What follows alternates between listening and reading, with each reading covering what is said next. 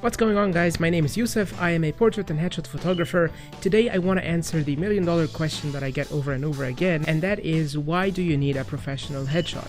Now, this question comes more from corporate folks rather than actors. Most actors have an idea as to why they need a proper headshot, but if you have a 9-to-5 job and you're not in the entertainment industry, some people think that you could get away without a headshot, and maybe you could, but in this video I want to give you one simple and important reason as to why you need a proper headshot, and you need to make sure that it is your authentic self in that headshot.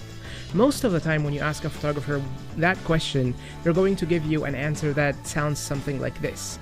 If you don't have a headshot that doesn't look like you're confident, you're authentic, you're ready to do work, you're hurting your brand. And that's true, but it sounds, like someone is trying to sell you their services. Today, what I want to sell you is not my services, is the concept of a great headshot.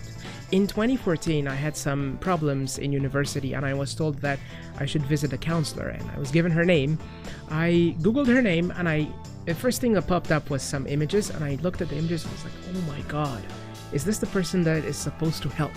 She looked like she was terrified, she was afraid, she was not ready to help, she needed someone to provide her some help in the pictures, right? I showed up to her office. She is a very confident person, she's great, and she actually ended up being the greatest asset in my degree, right? So from that impression of that image that showed up on Google to real life, I kept thinking that I'm just gonna do this because it was recommended, but then truly it was a great help for me, right? If that woman had a greater headshot, if she had a headshot that looked like she is capable of helping, that she is someone who knows what she's doing, my impression would have been much more different, right? Someone else might have seen that headshot and thought, you know what, I'm not visiting her. She doesn't look like she knows what she's doing, or she looks like she is terrified, or that maybe she doesn't look like she's approachable. These are things that when people look you up, they will see right away, because we subconsciously see things like that. When you give your name to someone or over the phone, or you give them your contact over the phone or email, and they find you on LinkedIn or on any of the social media platforms, that first image that they see of you gets stuck in their head, and it's kind of like engraved there. It would be very difficult to change that impression, but when you meet someone in real life for the first time, rather than you meet them online, you have a chance to give another impression, because they will judge you not only by how you look, but what you're saying, your concepts, your ideas. But when the first impression is when they see an image of you, that is probably going to get stuck with them for a little bit. So my best advice to you is make sure that you get a headshot that looks like you, normal, not forced. People freak out in front of cameras. You jam a camera in someone's face and it's like, ugh. But then no, you need to make sure that you get a photographer that can make that camera invisible. You need someone to mess with you enough for you to have fun enough in the photo session. It's not homework, it's something that needs to be fun.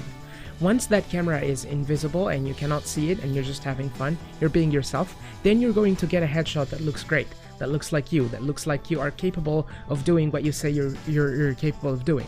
I need to be able to see that in your expression, and people will see these things subconsciously. They don't judge you for it, and they know that they're judging you for it, they just do it subconsciously.